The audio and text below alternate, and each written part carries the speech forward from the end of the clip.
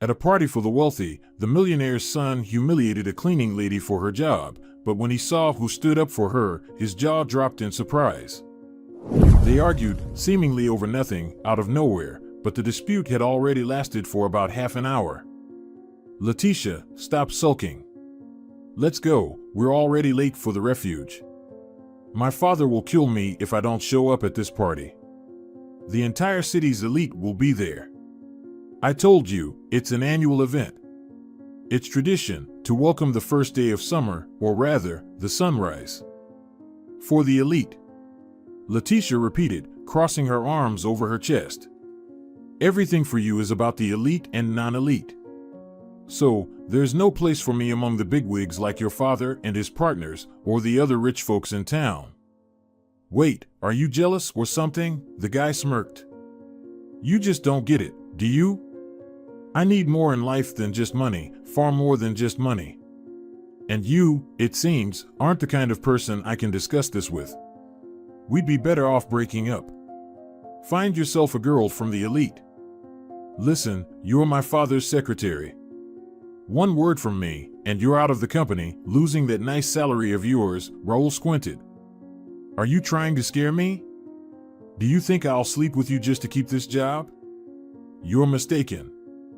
You can go ahead and tell your father that. By the way, what exactly do you plan to tell him? That I'm not behaving as you told me to? I'm leaving, Raoul. Letitia turned away from Raoul's car, where they had been standing. Her light, curly hair, cascading down her back, shimmered in the rays of the setting sun. Go to hell. Raoul quickly glanced after her and got into the car. His mood was terrible, but going to the refuge, an elite club in the city center, was a must, or his father would throw a fit.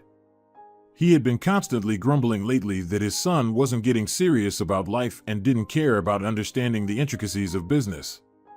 Raoul had a whole string of beautiful girls, but he never dated any of them for more than a month before getting bored.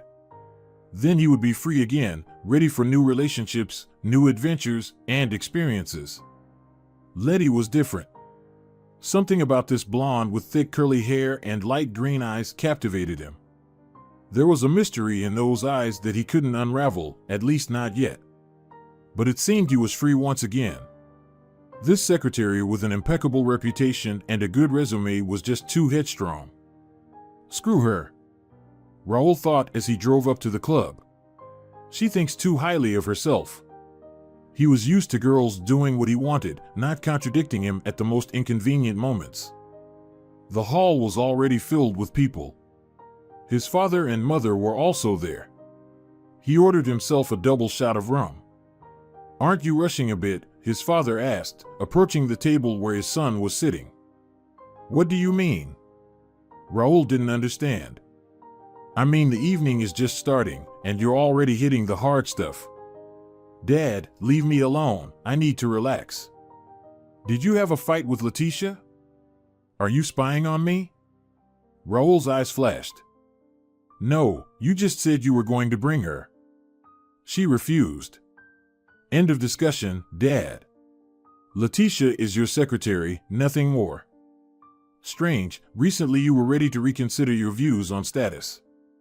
Dad, please, let's talk about this later. Why are we here?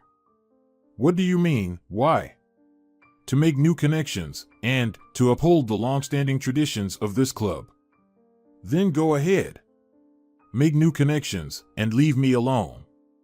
Senor Garcia waved his hand and went to his table, where his wife and another family couple, with whom they were very close, were waiting. Raoul downed his rum, which the waiter had just brought him, and stared at his father's already tipsy partner, Enrique Gonzalez. Apparently, Enrique saw this party not as an opportunity to make new connections, but just to relax and have fun. His son was a strange guy, always sitting with a notebook and pen in hand, no matter where he was. Only God knew what he was writing in there. Apparently, he was into psychology or psychotherapy. Caio Gonzalez had recently returned, they said, from some island where he was researching something, either studying the locals or something else. His father constantly used this weirdo Caio as an example, but Raoul had no intention of becoming like him. He had his own life, and he planned to live it the way he wanted. And now this idiot was sitting in the corner, reading something on his e-reader, as usual. What was the point of coming to a party just to read at the table? Raoul couldn't understand it, nor did he care. Suddenly, there was the sound of breaking glass. Someone had shattered a glass on the stone floor. A few moments later, a cleaning lady appeared. She was a petite girl with neatly tied dark chocolate-colored hair. She quickly began sweeping up the shards. But one shard rolled under a nearby table, which was still unoccupied. The cleaning lady bent down. Her narrow uniform clung to her neat buttocks. Raoul walked straight up to her and rudely slapped her on that spot, attractive to most men. "Why are you crawling around here like a trapped mouse?" he suddenly asked. 3 double shots of rum were taking their toll. "You could find yourself a more profitable job. Your figure certainly allows it. If you want, we can check right now. I'll pay well. I always pay well for pleasure." The cleaning lady straightened up sharply, swept the last shard into the dustpan, and was about to leave when suddenly a tall young man approached them. "Apologize to Alta," he said firmly, staring Raoul down with cold gray blue eyes. "I see you've already tried her out," Raoul continued to sneer. "You even remembered her name." "Well, yes, Alta is not Laura." "Shut up. Apologize to the girl. Unlike you, I look not only at. I also see the badge with the employee's name on it. I said, apologize." "Or what?" Raoul made a nasty face. "Or you'll earn another heart's dislike," Caio Gonzalez replied quietly. "Oh, wow. Such high-flown words. I bet you've groped this Alta somewhere. Or are you not straight?" "Shut up," the young man quietly said, grabbing Raoul by the collar. "Get your hands off me, scholar." Raoul shoved Caio with force. Caio staggered and, unable to keep his balance, fell onto the very table that had been empty. "Weakling!" Raoul hissed and walked out of the hall. "Are you okay?" the cleaning lady asked, offering Caio her hand. "Yes, it's nothing." "Did he do anything to you?" "No," Alta lowered her eyes. "Can you leave me your number?" The girl stared at him, her wide brown eyes that seemed to cast a spell, drawing him in. "No, you've misunderstood. I have a proposition for you, but it's better discussed in a calm setting. That's why I'm asking for your phone number. It's an experiment, which will also be beneficial for you. Don't worry. Everything will be decent and proper." The girl pulled out a piece of paper and a pencil stub from her pocket and jotted down a few numbers. "Thank you." Caio took the offered paper and slipped it into his jacket pocket. He returned to his table and resumed reading. Nothing else of interest or worth his attention happened that evening or night. Alta was sitting in the back room, unable to shake off what had happened to her in the hall. That young man who stood up for her. He was so different, not like the typical rich kids whose lives were already set up for them from birth. This Caio Gonzalez was something else entirely. He didn't look at her like dirt beneath his feet, with disgust, contempt, or, at best, indifference. No, he saw a person in her, even called her by her name, which he had quickly read off the badge pinned to her uniform. Her heart warmed. Alta Rubio grew up in a poor family in a small industrial town. Her parents worked at a factory, but then it closed down. They started getting by with odd jobs. Just when life seemed to be improving, her father had found a decent job. He passed away. He simply didn't wake up one morning, that was it. The doctors diagnosed him with acute heart failure. She lived alone with her mother after that. Alta was still in school at the time. The girl dreamed of becoming a philologist. Literature and Spanish always came easier to her than other subjects. Her teacher used to call her a person with absolute literacy. But Alta couldn't make it to university. She needed to work, and besides, her mother fell ill and needed her help. There were very few job opportunities in their town, so Alta made a desperate move. She went to another city, not very large, but still much more promising than her hometown. She found the cleaning job the day she arrived. She decided to hold on to it. The pay was decent, it covered her rent, basic needs, and she even managed to help her mother a bit. She barely made ends meet, working in a shabby bookstore. Alta had just turned 19. Her dreams of becoming a philologist remained dreams. The only thing she could afford was reading, and even that only in the evenings and not every day. Books had always been Alta's friends. Some even called her unsociable because she preferred staying home with a book over going to the local youth disco. Meeting boys wasn't a priority for her either, which made others view her with some suspicion. Alta was used to being a shadow, barely noticed by anyone. She dreamed of earning enough for an education or winning a scholarship by some miracle. Recently, she came across an article online about a competition where the winner would get a scholarship for studying at university, either in philology or philosophy. Participants had to submit a project on the topic "What Helps Us Not Give Up," based on a contemporary literary work. She had already chosen the work she wanted to focus on. There were just a few days left before the submission deadline. Alta wanted to enter, but something was holding her back. "What are you getting yourself into, my girl?" her mother had said during a phone call. "How do you plan to survive if by some miracle you do get into university?" Alta didn't blame her mother for not supporting her. Her mom was used to just surviving, and it was easier to forget about dreams and not stir up her soul. But Alta wasn't ready to give up so easily. At least she had to try. She once found a notebook in the bookstore where her mother worked.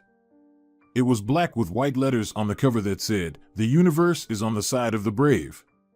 Those words stuck with Alta, probably forever. It was true, one had to strive for their dreams. Be brave and move forward, and then doors that were once closed would open. Alta believed in that. When the young man who had so suddenly come to her defense spoke to her, she realized that she wouldn't back down and would submit her application for the competition that very evening. Entering her tiny rented apartment on the outskirts of the city, which Alta jokingly called her dollhouse, she immediately went to the table where her old laptop stood. She was lucky, her Spanish language and literature teacher had once given it to her as a gift. The teacher had a special fondness for the girl and understood how much she needed help. Senora Sanchez admired her abilities and often said that Alta had a bright future ahead, the future of a great philologist. Alta quickly filled out the application form and clicked submit. "That's it, I've done it. No turning back now. I'll create this project, even if I don't win. But at least I'll try," she thought. Alta received an email with the competition guidelines and some additional formalities. Alta closed the laptop and headed to the kitchen. She suddenly felt hungry. That's how it happens when you relax after a long period of tension and suddenly realize you're starving. She heated up the leftovers from last night's dinner and began eating with relish. The eyes of that guy, Caio Gonzalez, the strange son of one of the city's serious businessmen, came to her mind again. In the 3 months she'd worked there, Alta had learned a lot about the regulars at the Haven, and not just about them. The world of the rich in a small town is small. Everyone is visible as if on the palm of your hand, especially if the elite have a favorite spot for business meetings and leisure. Those eyes seemed to say to her, "Hey, girl, go for it. You can do it." Why had he taken her phone number? He talked about some experiment that would be beneficial to both him and her. What was that? Alta's heart started beating a little faster. Sleep was overtaking her. She barely made it to the worn-out couch that served as her bed. She was already drifting off to sleep when her phone rang. "Hello," she said sleepily without looking at the screen. "Alta, hello," came a pleasant male voice. "It's Caio Gonzalez. Remember?" "Oh. Hello. Yes, of course, I remember. Thanks again for your support." "It was nothing. I just acted like any decent person would when seeing a jerk behaving badly towards a girl. I wanted to talk about our experiment."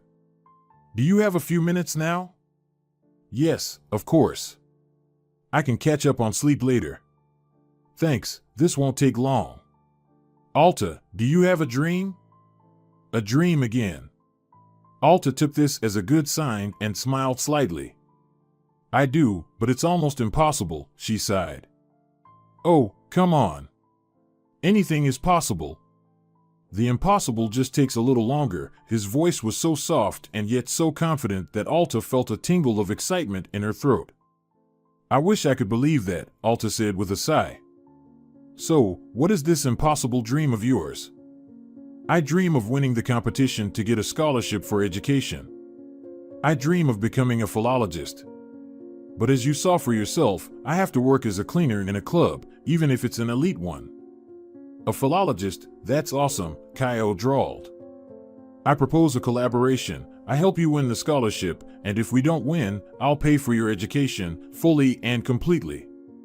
So what do I have to do in return if this is a collaboration, as you say? It's simple. You'll transform into different girls, take on different personas, and then describe your experiences. I want to develop a certain method. But that's not really important. So, do you agree? I don't understand anything, but for some reason, I feel like agreeing. You have a phenomenal gift for persuasion. Thank you. I'm flattered.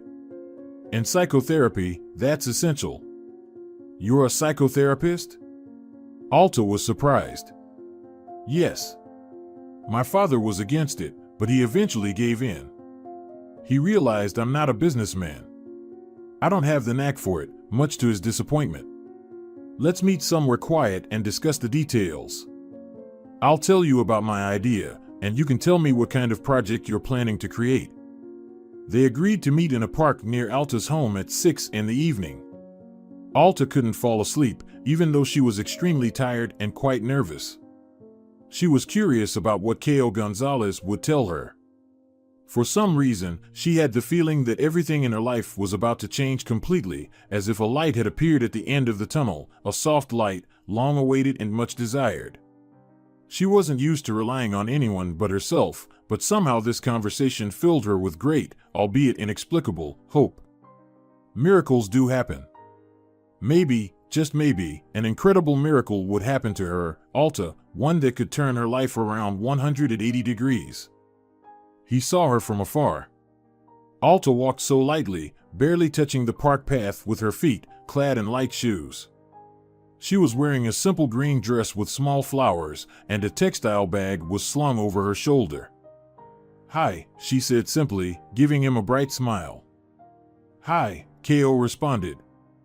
Your hair is beautiful. You shouldn't hide it. I have to hide it, work requires it. Thanks for the compliment. My mom's hair is even longer. She absolutely refuses to cut it, Alta smiled. And my mom, on the contrary, cuts hers short, believing it makes her look stylish and much younger. Tell me about your project, and then I'll share my crazy idea. All right, she sat down next to him on the bench.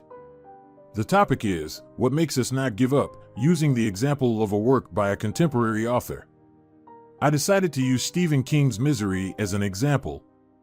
I read it a long time ago, when I was about 13, maybe even younger. Have you read it? Yes, I have. Though I've forgotten many details by now, but I did read it. So, I want to use this book to show how the protagonist didn't give up, overcame his struggles, and returned to his former life, continuing to write books and bring joy to his readers. But it needs to be done creatively. I think we can handle it, Alta, don't even doubt it. You've practically got the grant in your pocket, K.O. smiled. His smile filled her with incredible confidence. It was hard for Alta to explain, but she believed in their success. What experiment did you come up with? The girl asked seriously. A very beautiful one. You will transform into different characters, visually, of course. My cousin will help us with that. She's both a makeup artist and a hairdresser. Why do you need this? I'm just so far from all of that. I never cared about clothes and makeup like all my classmates. Books are closer to my heart. I understand you. I also love books and people's souls, their souls, not their bodies. You speak so interestingly. Alta looked him straight in the eyes. In them was a whole world, unknown to anyone but this strange guy who didn't follow in his father's footsteps, but chose a path that truly spoke to him. But I write with mistakes, Ko laughed. It's embarrassing to even publish a post in my group sometimes. I can help with that. I've always done well with spelling, punctuation, and style. You're a gem, not a girl. Ko slapped his knees. Now, about my experiment. We'll transform you into different girls and monitor your state. I'll document everything. It might even turn into a whole book. They agreed on their next meeting when they would start working on it. I promised to reread the book before our next meeting, Ko assured her. Alta just smiled. With that, they said their goodbyes and went their separate ways. The next meeting took place at the house of Kaio's cousin, Jimena. She was a makeup artist and hairstylist, and she also had a passion for photography. This girl was literally brimming with creativity. Her eyes shone with some kind of unearthly happiness and kindness. Kaio, this is a photographer's dream, Jimena said cheerfully when she saw Alta. I agree, sis. I didn't intentionally choose a beauty, it just happened that way. I see. Let's get to work. Alta could get rich just from stock photos alone. Get rich from what? Alta asked again. You can sell photos online. On special websites. These photos, well, are they revealing? No. They can be, but they can also be perfectly decent. Ready for the session? Kaio interjected. What session? Alta asked, confused. The session of your transformation, Kaio winked at her. They walked into a room that served as Jimena's studio, where it looked more like a store, if not more. The abundance of jars, vials, tubes, boxes, and brushes made her head spin and her eyes dazzle. Today, you'll just be Alta.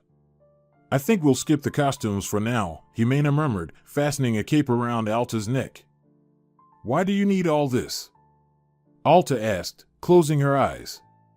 I still don't understand anything. It's a psychological experiment. I want to see what you feel when you're in different roles, a nun, a prostitute, a woman expecting a baby, a femme fatale. I'm not sure yet, I'll think of others. I just want to write about it. Maybe it's silly, but something tells me it needs to be done.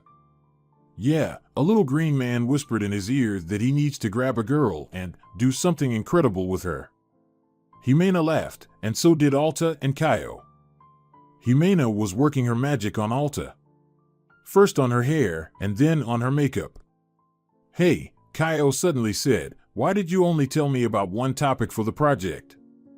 Because there is only one topic, Alta tried to speak carefully so as not to disturb Jimena. Liar. There's another one where you need to show it through your own example. Look, it says, what makes us not give up? Using your own work as an example. See? It can be a legend or something similar, any kind of work. I guess they want to test language skills or something else in the contestants. I didn't even consider that. What? My own work? I didn't even like writing essays in school. Well, that was school. I couldn't stand them either. You just need to create something that resonates with you, then it will resonate with the committee. Think about what you'd like to tell the world. You'll do a better job than analyzing King and his novel. We can even pick images or something like memes, as is trendy now. The main thing is to make it modern. The focus is on modernity. They probably want to see what today's youth is capable of and choose someone with an unconventional approach to the task. So that's what we'll try. Kaio, I didn't know you were so inventive, Jimena giggled softly. By the way, what are you going to do with these roles? I want to write about it in an article or even a small book, a psychological one. I've been itching to make a statement in some unconventional way, sis. Got it. I'll bring a few outfits for you to choose from.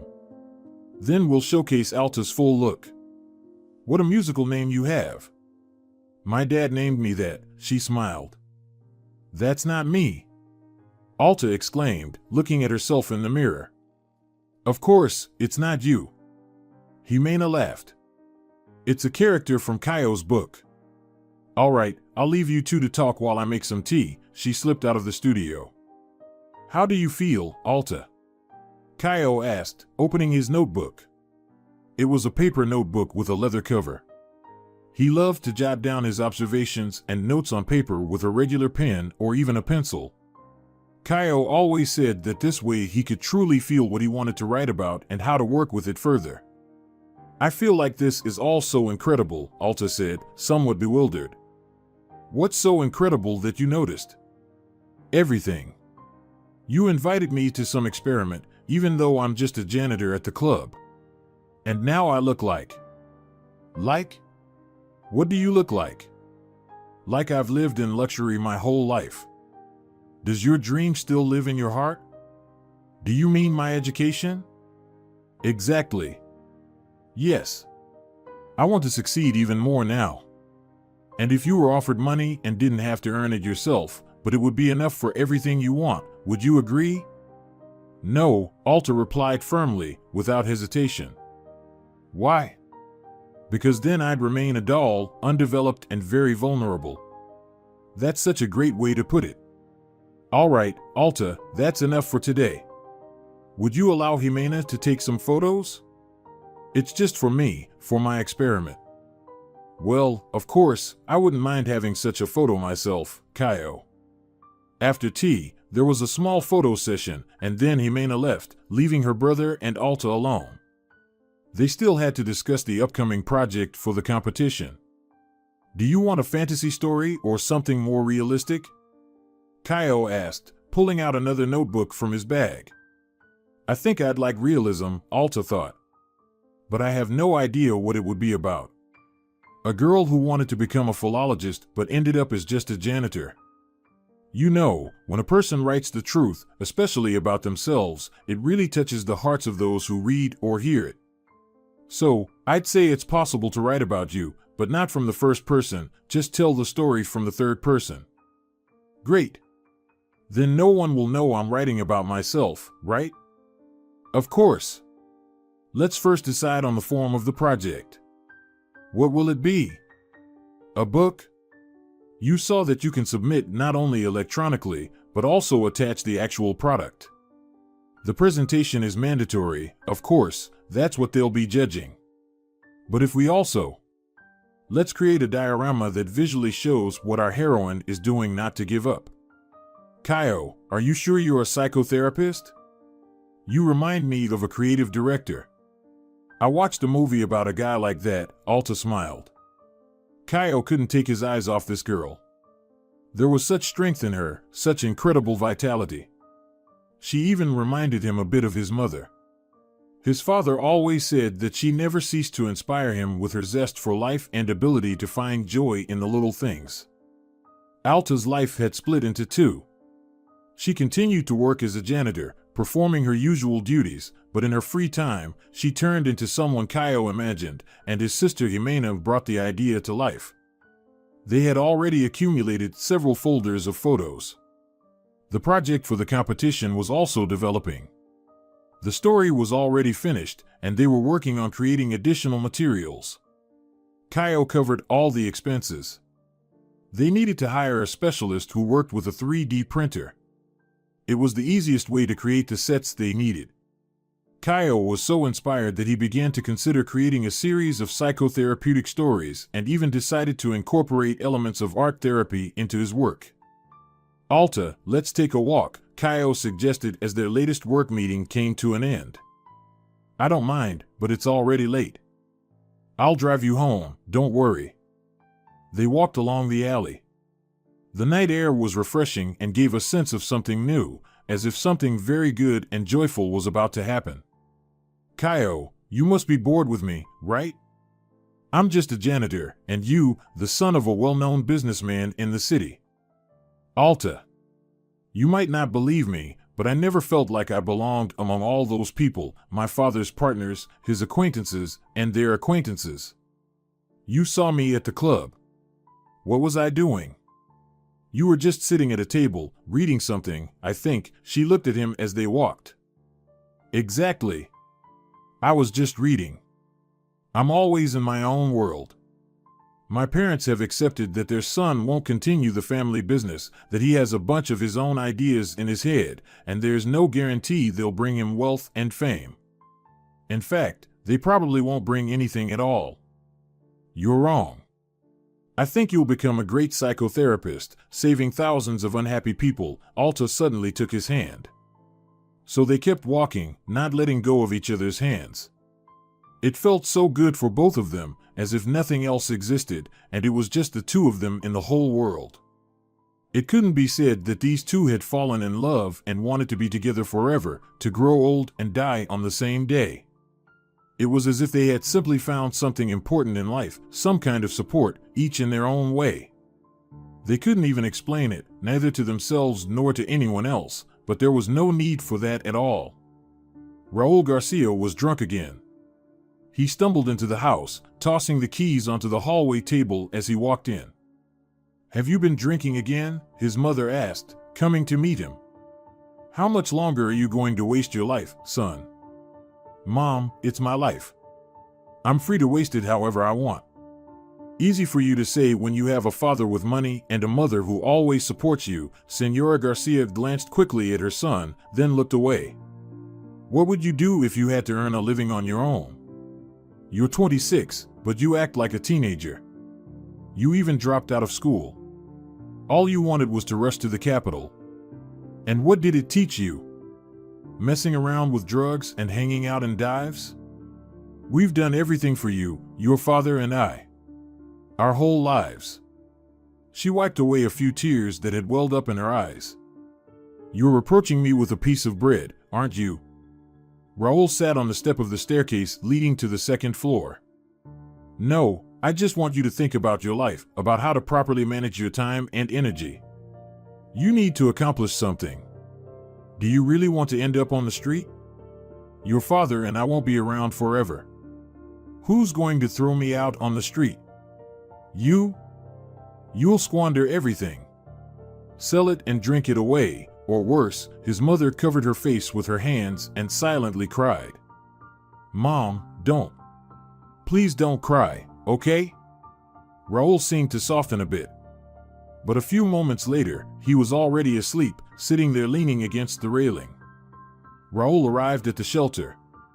He hadn't been there in weeks, not since that evening when he almost got into a fight with that jerk, Caio Gonzalez. The first thing that caught his eye was the billboard. There was a stunning beauty with a glass of red wine and a similarly red rose in her dark hair. She pointed toward the club as if inviting passers-by to step inside. Yeah, for a sweet thing like that, I'd do a lot, but she wouldn't even look at me, that's for sure. Too glamorous, a queen really. He muttered and, opening the heavy door, walked inside. The place was quiet. The clock showed it was only noon. Working hours, and apparently, no one had planned any business meetings for today. Raul sat down at a table and ordered a whiskey with soda. He felt miserable. Leticia wasn't answering his calls or messages. So proud. She wasn't even scared of losing her job. Maybe she's right? Maybe he was taking on too much, imagining himself as the master of life. Raul tried to push these thoughts away. He felt good with that green-eyed blonde, really good. He hadn't felt this good with any other girl. She didn't expect anything from him, didn't ask for anything, just loved him, or so it seemed to him. "You're actually better than you pretend to be," she once told him. At the time, he didn't pay any attention to it, but now, for some reason, he remembered and pondered. Was there anything good in him at all? Since childhood, he had caused his parents nothing but trouble. They scolded him, tried to talk to him calmly, but it was all in vain. A troublemaker and a truant, those were the most fitting descriptions of Raul Garcia when he was in school and at university, which he didn't finish either. So he drifted through life, only taking from it and giving nothing in return. His mother was right, he wouldn't survive on his own. He would turn into a bum. Raoul downed the glass of amber liquid in one gulp and tried once more to chase away the nagging thoughts. Suddenly, that fool Caio Gonzalez walked into the bar. Just like déjà vu. Maybe I should punch him in the jaw after all? Raoul thought. What brings you here, my son? Raoul began to mock. Don't worry, father, I'm not here for you today, Caio replied in the same tone. A cleaning woman slipped out of a side door. Yes, the very one Caio Gonzalez had probably slept with more than once. Raoul stared at her. Something about her face seemed familiar. Brown eyes, beckoning somewhere, dark hair. Just missing a red flower. That's it. A red rose, like the one on that girl with the wine glass on the billboard. No, that can't be. Since when do cleaning women pose for ads? Or maybe. Hi, she approached Caio. Is something wrong? I couldn't resist. Today I picked up our diorama. It's so wonderful, he placed a paper bag on the table. Take a look, I don't want to take it out. The girl leaned slightly over the bag. Her uniform hugged her slim waist and such a tempting behind. Raoul's head spun. It could be blamed on a week-long binge, but this was different. Just like that evening. So, you're dating her? Raoul spoke up. His voice echoed loudly in the almost empty bar. Maybe you'll marry her? Listen, Raoul, you definitely won't be partying at this wedding. By then, you'll most likely have drunk yourself to death and vanished in a ditch, Caio calmly replied. He quietly entered the house. Voices of his parents came from the living room. I don't know what to do. I think Raoul is back to his old ways, sniffed Senora Garcia. Ana, what did you expect? Genetics, you understand? You argued with me back then, when you held that baby wrapped in a dirty rag in your arms. You said that genetics weren't the most important thing, that you would raise that abandoned child into a person, a good person, who could contribute to society and be our support in old age. What do we have? A drunk who doesn't care about our lives, let alone his own. What are you trying to say? That we should have abandoned him, left him to freeze? No, dear, just not to adopt him. We could have done it much more wisely, gone to an orphanage and chosen. God sent him to us. Ana sobbed. I knew he was my boy, do you understand? Then accept it all and live on, watching Raoul destroy his life, and ours along with it. The father headed for the door and bumped into his son in the doorway. Raoul stood there, not understanding anything at all. What baby in a dirty rag were they talking about? Was it really him, Raoul Garcia? Mom, am I not your real son? He asked, walking into the living room. The alcohol instantly left his head. The mother looked at him, unable to find the right words. Raoul, my son, I'm sorry I didn't tell you sooner. I'm sorry you had to find out like this. Mom, who are my real parents? Where did I even come from? I don't know, Raulito. I really don't know. We found you near our trash bin. You were wrapped in a dirty rag. You barely survived. The doctor said that another half hour and you would have died. I couldn't give you up. It was like a gift from heaven. I love you very much. So much. It just hurts to see you destroying yourself. Stop it. Stop it. I can't hear this. I wish I had died back then by that trash bin. Raoul headed for the door. Stop. Where are you going now? His mother ran after him, but he slammed the door in her face, ran down the porch, quickly got behind the wheel, and drove off. She didn't have time to stop him. Raoul sped down the road at a furious speed. He had no idea where he was going. At that moment, he didn't care at all. His life had collapsed. He was just the son of some vagabond or drunkard, or possibly something even worse. He had been thrown away like garbage, left to die on the cold ground. He wasn't the son of a businessman, a co-owner of a company known almost throughout the country. No, he was the product of someone's lust, a child conceived, most likely in a drunken haze. Everything blurred before his eyes. A crash. The sound of glass breaking. Darkness. Raul woke up in an unfamiliar place. It was hard to move, even breathing was difficult. And then he saw her. Letitia was sitting by his bed, holding his hand. It was clear that her eyes were red from crying. "Letty," he whispered with dry lips. "Raul, you're awake?" She squeezed his hand tighter.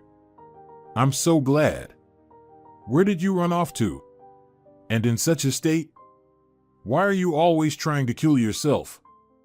"Because it should have happened 26 years ago, you understand? My mother gave birth to me somewhere in an alley and left me to die by a trash bin." "What are you saying? Your mom is a wonderful person." "You're talking about Ana Garcia. She's not my real mother. But that doesn't matter now. What matters is that I'm worthless. I was thrown away like trash years ago, and that's where I belong. Why didn't I die again, Letty? It's a sin to say such things. It means God wants you to live, to be happy, to fill your life with joy. Why are you here, Letitia? We broke up. Don't you understand anything? I hate you. I hate you. I hate you because I can't stop loving you." Tears rolled down her cheeks like large raindrops, but she didn't try to stop them or wipe them away. "Letty, forgive me," Raul said quietly. "I was such a jerk. I still am. I thought I was in control of my life. But the real controllers of life are others, like Caio Gonzalez, or even you, like that janitor, Alta, I think. Raul, you're probably delirious. You need to rest, to recover. I wanted to wait, but I'm pregnant, Raul. It's our child. I'll keep the baby. I don't care what people say. I'll raise it alone." "No," Raul said softly but firmly. "You won't raise the baby alone. We'll do it together." "Yes, I'm an idiot. I haven't achieved anything in this life. I didn't even finish school. But I love you, Letty. I think that's what you call this pain in my chest that feels so sweet at the same time. Is that what love is?" Letitia looked into his eyes. Words were unnecessary. He slowly pulled her hand to his lips and kissed it.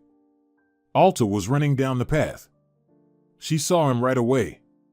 He was sitting on a bench, once again reading something on his smartphone. "Ah!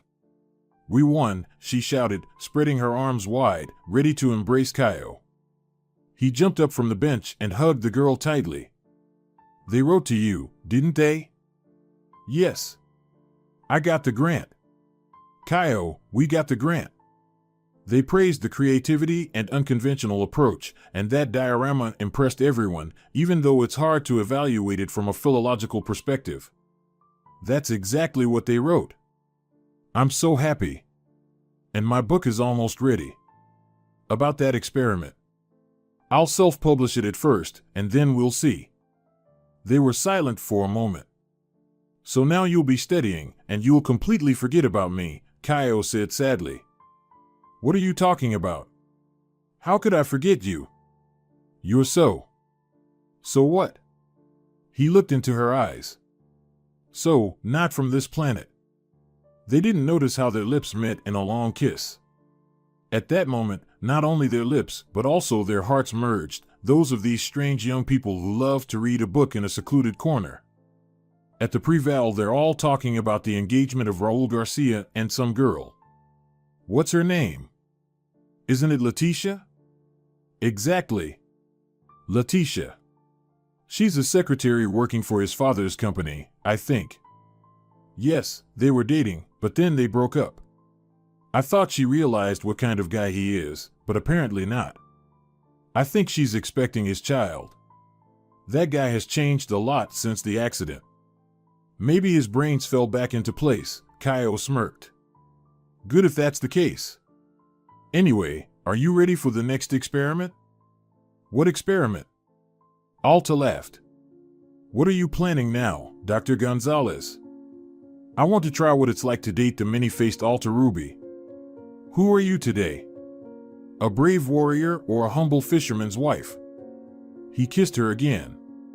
No, today you're a femme fatale, Kaio said hoarsely, pausing for a moment before kissing her again. You have no idea what a philology student is capable of, Alta said mysteriously when they paused again for a moment. I can't wait to find out. The sun's rays filtered through the leaves, giving the greenery a slight golden hue. The entire park, and perhaps not just the park but the whole world, stood still in anticipation of something new, bright, and incredibly magical.